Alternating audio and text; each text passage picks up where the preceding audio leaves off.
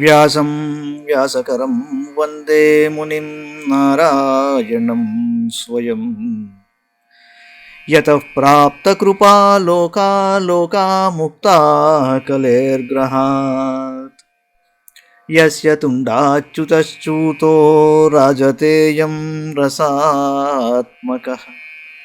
తమచ్యుతకథాకుంజే సుకూజంతం శుకం భజే. శ్రీధరం శ్రీధరం వందే శ్రీధరైకపరాయణం. శ్రీధరం శ్రీధరం వందే శ్రీధరైకపరాయణం. యస్యైవ శ్రీప్రసాదేన శ్రీధరేయం కృతిః కృతా.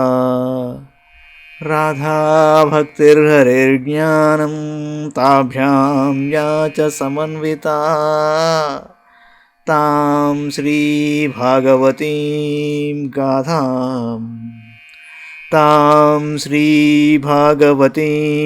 గాథాం వందే యుగళరూపిణీ.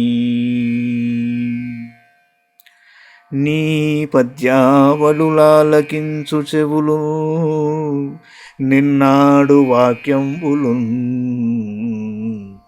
నీ పద్యావళులాలకించు చెవులు నిన్నాడు వాక్యంబులు. నీ పేరంబనిసేయు హస్తయుగముల్ నీ మూర్తిపై జూపులు. నీ పాదంబుల పొంత మ్రొక్కు శిరముల్ నీ సేవపై జిత్తముల్. నీపై బుద్ధులు మాకు నిమ్ముగరుణను. నీపై బుద్ధులు మాకు నిమ్ముగరుణను. నీరేజపత్రేక్షణ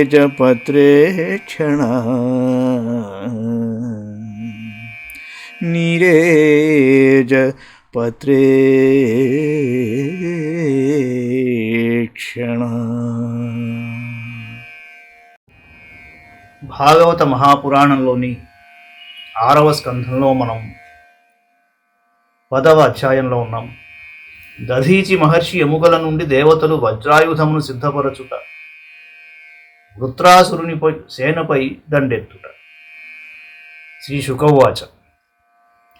ఇంద్రమేవం సమాదిశ్య భగవాన్ విశ్వభావనః. ఇంద్రమేవం సమాదిశ్య భగవాన్ విశ్వభావనః. పశ్యతామనిమేషాణాం తత్రైవాంతర్దధే హరిః. తథాభియాచితో దైవైర్ఋషిరాధర్వణో మహాన్. మోదమాన ఉవాచేదం ప్రహసన్నివ భారత. అపి బృందారకాయూయం న జానీథ శరీరిణాం సంస్థాయాం యస్వభిద్రోహో దుస్సహశ్చేతనాపహః. జిజీవిషూణాం జీవానామాత్మా ప్రేష్ఠ ఇహేప్సితః. క ఉత్సహేత తం దాతుం భిక్షమాణాయ విష్ణవే. శ్రీశుకుడు పలికాడు. పరీక్షిన్ మహారాజా, దేవేంద్రునకు ఇట్లు ఉపదేశించిన పిమ్మట విశ్వరక్షకుడైన శ్రీహరి దేవతలు చూచుచుండగానే అంతర్ధానం అయ్యాడు. మహారాజా, మహాత్ముడు అథర్వవేదజ్ఞుడు అయిన దధీచి కడకేగి దేవతలు అతని శరీరాంగమును యాచించారు. అప్పుడు దధీచి సంతోషంతో నవ్వుతూ ఇలా అన్నాడు. దేవతలారా, మరణ సమయమునందు ప్రాణులకు దుస్సహమైన కష్టం కలుగుతుంది. శరీరమునందు చైతన్యము ఉన్నంత వరకును ఈ బాధలను అనుభవింపవలసియే ఉంటుంది. చివరకు వారు మూర్ఛితులవుతారు. బహుశా మీకు ఈ విషయము తెలియదు. జగత్తునందు జీవింపగోరు వారికి ఈ శరీరము మిక్కిలి అమూల్యము, ప్రియము, అభీష్టమైన వస్తువు. ఇట్టి స్థితిలో స్వయముగా శ్రీహరియే వచ్చి అడిగినను తన శరీరమును ఇచ్చుటకు ఎవడు సాహసింపగలడు? చాలా చక్కని మాట ఉన్నది ఇక్కడ. శరీరమునందు చైతన్యము ఉన్నంత వరకును ఈ బాధలను అనుభవింపవలసియే ఉండును. చివరకు వారు మూర్ఛితులవుతారు. బహుశా మీకు ఈ విషయం తెలియదు. జగత్తునందు జీవింపగోరు వారికి ఈ శరీరము మిక్కిలి అమూల్యము. ప్రియము అభీష్టమైన వస్తువు ఇట్టి స్థితిలో స్వయంగా శ్రీహరియే వచ్చి అడిగినను తన శరీరము నిచ్చుటకు ఎవరు సాహసిస్తారు? దేవావుచు కిం ను తద్దుస్త్యజం బ్రహ్మన్ పుంసాం భూతానుకంపినాం భవద్విధానాం మహతాం పుణ్యశ్లోకే యకర్మణాం నూనం స్వార్థపరో లోకో న వేద పర సంకటం యది వేదనయా చేతనేతి నాహయదీశ్వర. దేవతలు అన్నారు, మహాత్మా, నీవు ఉదార స్వభావము గలవాడవు, భూత దయగల మహాపురుషుడవు. నీ కర్మలను గొప్ప పేరు ప్రతిష్టలు గలవారు కూడా ప్రశంసింతురు. ప్రాణుల శ్రేయస్సు కొరకు నీవు త్యజింపజాలని వస్తువేమున్నది మహానుభావా? యాచించువారు స్వార్థపరులై ఉంటారు. వారు దాత యొక్క ఇబ్బందులను గూర్చి ఏమీను ఆలోచింపరు. దాతల ఇబ్బందులను గూర్చిన అవగాహన ఉన్నచో అట్లు అడుగనే అడుగరు కదా. దాత ఉదారుడైనచో యాచకుని కష్టములను గుర్తెరిగి లేదు అని పలుకడు కదా. కనుక నీవును ఆపదను గుర్తించి మేము యాచించిన దానిని అనుగ్రహింపుము.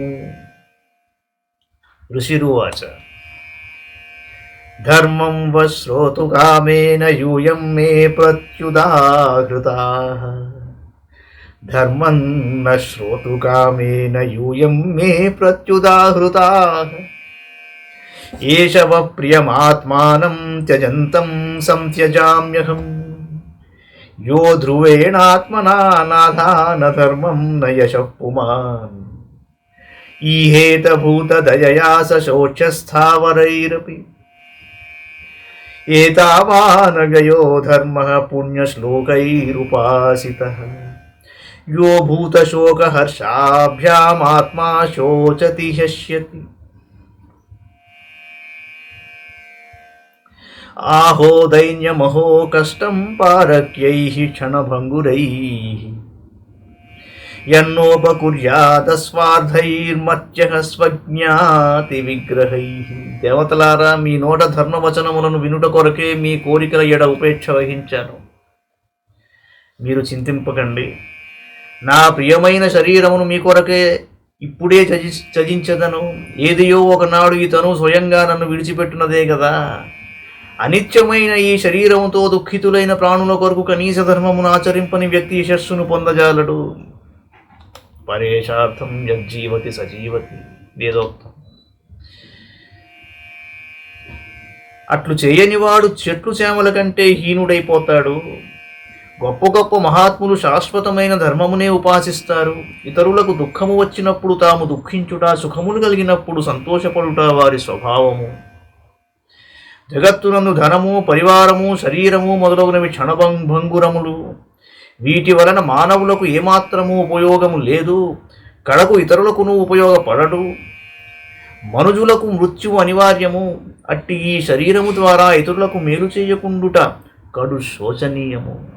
శ్రీ శుకౌవాచ ఏవం కృతవ్యవసితో దధ్యంగాధర్వణస్తనుం పరే భగవతి బ్రహ్మణ్యాత్మానం సన్నయం జగౌ యథాక్షాసు మనోబుద్ధిస్తద్వదృగ్ధ్వస్తబంధనః ఆస్యస పరమం యోగం న దేహం బుబుధే గతం అథేంద్రో వజ్రముద్యమ్య నిర్మితం విశ్వకర్మణా మునేః శుక్తిభిరుత్సిక్తో భగవత్తేజసాన్వితః. శుక్లవారు అన్నాడు, అథర్వణ వేదజ్ఞుడైన దధీచి మహర్షి ఇలా నిశ్చయించుకొని తన ఆత్మను పరమాత్మయందు లీనమునర్చాడు. అంతటా స్థూల శరీరమును త్యజించాడు. దధీచి మహర్షి ఇంద్రియములను, ప్రాణములను, మనస్సును, బుద్ధిని నిగ్రహించి ఉన్నాడు. అతని దృష్టి తత్వమయమయ్యను. వివిధ బంధములను తొలగిపోయెను. అప్పుడు భగవదైక్య స్థితిని పొందుటచే అతనికి దేహముపై ధ్యాస లేకుండెను. అట్టి స్థితిలో అతని శరీరము విడవడిపోయెను. శ్రీహరి యొక్క శక్తిని పొంది ఇంద్రుని యొక్క బల పౌరుషములు ఇనుమడించెను. దధీచి యొక్క ఎముకల నుండి విశ్వకర్మ వజ్రాయుధమును సిద్ధపరిచి ఇంద్రునకు ఇచ్చాడు. వృతో దైవగణైః సర్వైర్గజేంద్రో పర్యశోభత స్తూయమానో మునిగణైస్త్రైలోక్యం హర్షయన్నివ వృత్రమభ్యద్రవచ్చేత్తుమసురానీకయూథపైః పర్యస్తమోచసా రాజన్ క్రుద్ధో రుద్రైవాంతకం తతః సురాణామసురైరణః పరమదారుణः త్రేతాముఖే నర్మదాయామభవత్ ప్రథమే యుగే రుద్రైర్వసుభిరాదిత్యైరశ్విభ్యాం పితృవగ్నిభిः మరుద్భిర్రుభుభిः సాధ్వైర్విశ్వే దేవైర్మరుత్పతిం దృష్ట్వా వజ్రధరం చక్రం రోచమానం స్వయా శ్రియా నామృష్యన్నసురా రాజన్ మృధే వృత్తపురస్సరాः నముచిశ్చంబరో నర్వాద్విమూర్ధారుషభోంబర్హ హ్యగ్రీవశంకుశిరా విప్రచిత్తిరయో ముఖः పులోమా వృషపర్వాజపహేతిర్హేతిరుత్కలः దైతేయా దానవా యక్షా రక్షాశ్చ సహస్రశः సుమాలిమాలిప్రముఖాः కాతస్వరపరిచ్ఛదాः పతిసిద్ధేంద్రసేనాగ్రం మృత్యోరపి దురాసదం అభ్యర్థయన్న సంభ్రాంతాః సింహనాదేన దుర్మదాः కదాభిపరిగైర్బాణైః ప్రాసముద్గరతోమరైః శూలైః పరశ్వధైః ఖడ్గైః శతఘ్నీభిర్భుషుంభిः సర్వతో వాకిరన్ శస్త్రైరస్త్రైశ్చ విబుధర్షభాం నతే దృశ్యంత సంఛన్నాః శరజాలైః సమంతతః పుంఖానుపుంఖపతితైర్జ్యోతిం శీవనభోఘనైః నతే శస్త్రాస్త్రవర్షౌఘాహ్యాసే యదుసురసైరికాన్ చిన్నాః సిద్ధపథే దేవైర్లఘుహస్తైః సహస్రధా అథ క్షీణాస్త్రశస్త్రౌఘా గిరిశృంగద్రుమోపలైః అభ్యవర్షం సురబలం చిక్షితుస్తాంశ్చ పూర్వవత్. దేవేంద్రుడు ఆ వజ్రాయుధమును గ్రహించి ఐరావతమును అధిష్ఠించాడు. అతనితో పాటు దేవతలందరూ యుద్ధమునకు సిద్ధమైనారు. గొప్ప గొప్ప ఋషులు మునులు అతనిని స్తుతింపసాగారు. ముల్లోకమును హర్షించున్నట్లుగా వృత్రాసురుని వధించుటకై తన శక్తిని కూడగట్టుకుని క్రుద్ధుడైన పరమశివుడు మృత్యుదేవత మీదికి వలె విజృంభించాడు. వృత్రాసురుడు కూడా దైత్యసేనావాహిని సన్నద్ధం చేసి యుద్ధమునకు సిద్ధమయ్యాడు. ఆ సమయమున వైవస్వత మన్వంతరము నందలి మొదటి చతుర్యుగమున త్రేతాయుగము ఆరంభమవుతున్నది. అప్పుడు నర్మదా నదీ తీరమున దేవతలకును దైత్యులకును ఘోర యుద్ధం జరిగింది.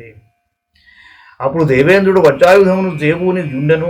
రుద్రులు వసువులు ఆదిత్యులు అశ్విని కుమారులు పితృగణములు అగ్ని మరుద్గణములు రుభుగణములు సాధ్యులు విశ్వే దేవతలు మొదలగు వారు తమ తేజస్సులతో ఇంద్రునకు తోడుగా నిలిచి ఉన్నారు. వృత్రాసురుడు మొదలగు దైత్యులు తమ ఎదుటనున్న వారిని చూసి యుద్ధభూమి యందు ఇంకనూ రెచ్చిపోయారు. అప్పుడు నముచి శంబరుడు అనర్వుడు ద్విమూర్ధుడు వృషభుడు అంబరుడు హయగ్రీవుడు శంకుశిరుడు విప్రచిత్తి అయోముఖుడు పులోముడు వృషపర్వుడు ప్రహేతి హేతి ఉత్కలుడు సుమాలి మాలి మొదలగు వేల కొలది దైత్యులు దానవులు యక్షరాక్షసులు బంగారు ఆభరణములను ధరించి దేవేంద్రుని సేనను ఎదుర్కొన్నారు. దేవతల సేన మృత్యుదేవతకు కూడా అజేయముగా ఉన్నది. గర్వితులైన అసురులు సింహగర్జనలను చేస్తూ ఏమాత్రమూ తొట్టుపడక దేవతల సైన్యము పైన విరుచుకొని పడ్డారు. వారు గదలు పరిఘలు బాణములు ఈటెలు ముద్గరములు తోమరములు శూలములు గండ్రగొడ్డళ్ళు ఖడ్గములు శతఘ్నులు సమ్మెటలు మొదలగు అస్త్రశస్త్రములను వర్షించుచు దేవతలను అన్ని వైపుల నుండి అడ్డగించారు. అన్ని వైపుల నుండి శర పరంపరములు చుట్టుముట్టుడ వలన మేఘాచ్ఛాదితమైన ఆకాశమునందు నక్షత్రములు గోచరములు కానట్లు దేవతలు రణరంగమున కనబడకుండా ఉన్నారు. దైత్యుల యొక్క అస్త్రశస్త్రములు దేవతల సైన్యముల దరిదాపులకు కూడా రాలేకుండెను. ఏలయన దేవతలు తమ చేతి ఒడుపుతో వాటిని ఆకాశమునందే ముక్కలు ముక్కలు ఆవిస్తున్నారు. అసురుల యొక్క అస్త్రశస్త్రములు అన్నియును క్రమముగా క్షీణించిపోయాయి. అప్పుడు వారు పర్వత శిఖరములను వృక్షములను బండరాళ్లను దేవతల సైన్యముపై వర్షించారు. కానీ దేవతలు వాటిని కూడా మునుపటి వలె చిన్నాభిన్నం చేశారు. తాన క్షతాన్ స్వస్తిమతో నిశామ్య శస్త్రాస్త్రపూగైరథ వృత్రనాథాః ద్రుమైర్దృషద్భిర్వివిధాద్రిశృంగైః అవిక్షతాం సత్ర సురేంద్ర సైనికాన్ సర్వే ప్రయాసా భవన్ విమోఘాః కృతా దేవగణేషు దైత్యైః కృష్ణానుకూలేషు యథా మహత్సు క్షుద్రైః ప్రయుక్తా రుషతీరూక్షవాచః తే స్వప్రయాసం విదధం నిరీక్ష్య హరావభక్తాః యుద్ధదర్పాః పలాయనాయాజిముఖే విసృజ్య పతిం మనస్తే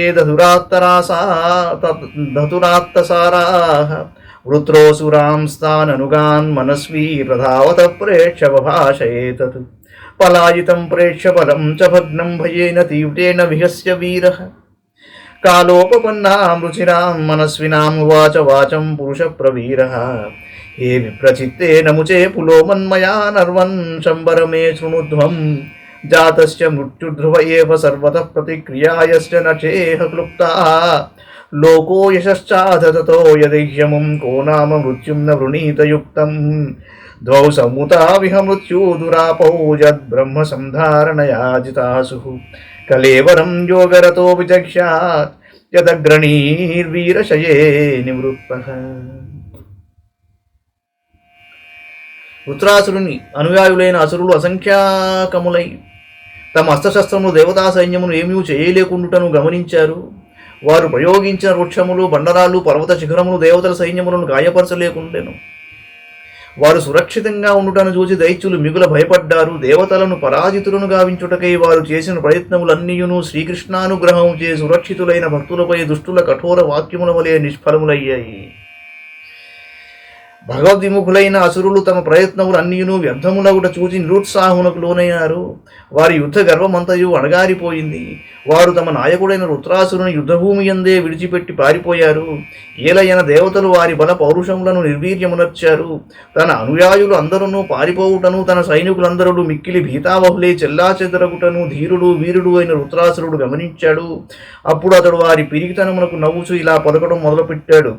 వీర శిరోమణి అయిన వృత్రాసురుడు సమయానుకూలముగా వీరోచితమైన ఈ మాటలను పలికాడు. విప్రచిత్తి, నముచి, పులోమ, మయ, అనర్వ, శంబర నా మాటను వినుడు. పుట్టిన ప్రతివానికి ఏదేని ఒకనాడు మృత్యువు తప్పదు, ఇందు సందేహం లేదు. మృత్యువును తప్పించుకున్నటకు ఈ జగత్తులో విధాత ఇట్టుపాయములను చేయలేదు. ఇట్టి స్థితిలో మృత్యువు ద్వారా స్వర్గాది లోకములు కీర్తియు ప్రాప్తించుచున్నప్పుడు అట్టి యోగ్యముగు వీరోచితమైన మృత్యువును ఎవడు వరించకుండును అనగా బుద్ధిమంతుడగువాడు ఇట్టి వీరోచితమైన మృత్యువును తప్పక వరించును. లోకమున రెండు విధములైన మృత్యువు దుర్లభము, శ్రేష్టము అని భావింపబడును.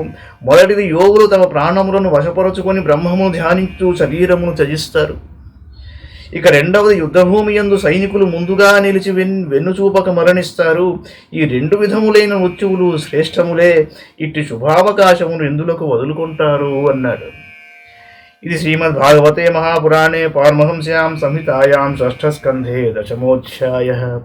మంగళం భగవాన్ విష్ణుః మంగళం గరుడధ్వజః మంగళం పుండరీకాక్షో మంగళాయతనో హరిః. సర్వం శ్రీకృష్ణార్పణమస్తు.